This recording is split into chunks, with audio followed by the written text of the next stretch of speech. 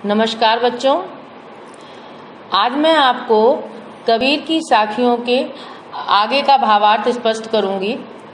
इससे पिछले वीडियो में मैंने आपको पहली और दूसरी साखी का भावार्थ समझाया था और आज मैं आपको तीसरी और चौथी साखियों का भावार्थ समझाऊंगी।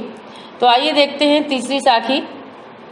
हस्ती चढ़िए ज्ञान की सहज दुलीचा डार, स्वान रूप संसार है भूखन दे झक मार। यहाँ पर कुछ शब्द हैं, उनके बारे में जान लेते हैं। हस्ती यहाँ पर हाथी को कहा गया है, दुलीचा यानी कालीन, स्वान कुत्ता, भूखन यानी भौंकना।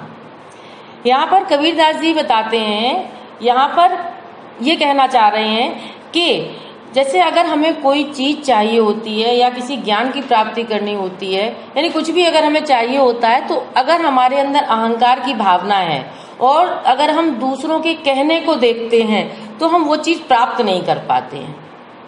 तो उसके लिए हमें दूसरों की नकारात्मक भावों को नेग्लेक्ट करना पड़ेगा, तब हम जाकर के उस चीज को प्राप्त कर पाएंगे। तो यहाँ पर कबीरदास जी ये कहना चाह रहे हैं कि यदि सवारी ही करनी है तो ज्ञान रूपी हाथी पर सहज ध्यान के आसन का कालीन डाल करके चढ़ो। अगर सवारी करनी है तो ज्ञान रूपी हाथी कौन सा? ज्ञान रूपी हाथी पर सहज ध्यान के आसन का कालीन डाल करके तब उस पर चढ़ना चाहिए। और स्वान रूप संसार है भूखन दे झक मार, और जो स्वान यानी कुत्ता, यानी जो संसार है वो कुत्ते के समान है। यानी कुत्तों मतलब जो कुत्ता कहा गया है वो व्यंग करने वालों के लिए कहा गया है। यहाँ पर भौंकने से मतलब कटाक्ष करने से या व्यंग करने से है।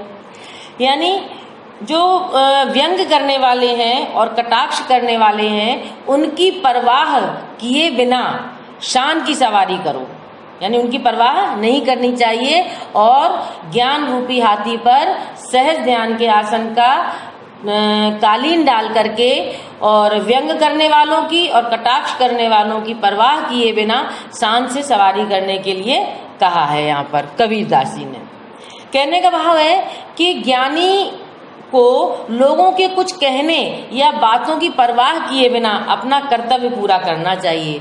जो ज्ञानी होते हैं उन्हें लोगों की जो बातें हैं, जो क्या कह रहे हैं क्या नहीं कह रहे हैं, उन बातों की बिल्कुल भी परवाह नहीं करनी चाहिए, केवल अपना कर्तव्य पूरा करना चाहिए। यानी अपना ध्यान प्रभु की भक्ति सहज ध्यान लगा करके बिल्कुल एकाग्र मन से होकर के करनी चाहिए।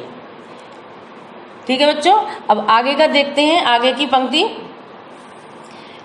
पखा पखी के कारणे सब जग रहा भुलान, निरपक होए के हरि भजे सोई संत सुजान।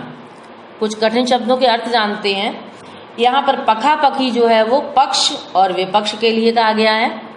कारणे मतलब कारण है, और निरपक्ष यानी निष्पक्ष, भजे मतलब भजन करना, सुजान यानी ज्ञानी जानकार। पखा पखी के कारणे सब जग रहा भुलान। यहाँ पर पखा पखी यानी पक्ष और विपक्ष के चक्कर में पड़ करके, यानी कवि जो है कबीरदास जी जो है वो ये कहना चाह रहे हैं, मनुष्य जो है पक्ष और विपक्ष के चक्कर में पड़ करके अपने आप को जाति, संप्रदाय और धर्मों में बांट लेता है। यानी मनुष्य ने अपने आप को इन सब इसमें पढ़ करके, पक्ष और विपक्ष के चक्कर में पढ़ करके लोगों ने अपने आप को जातियों में, संप्रदायों में और धर्मों में अपने आप को बांट लिया है, और सांसारिकता में पढ़ करके अपने जीवन के असली उद्देश्य से भटक गए हैं।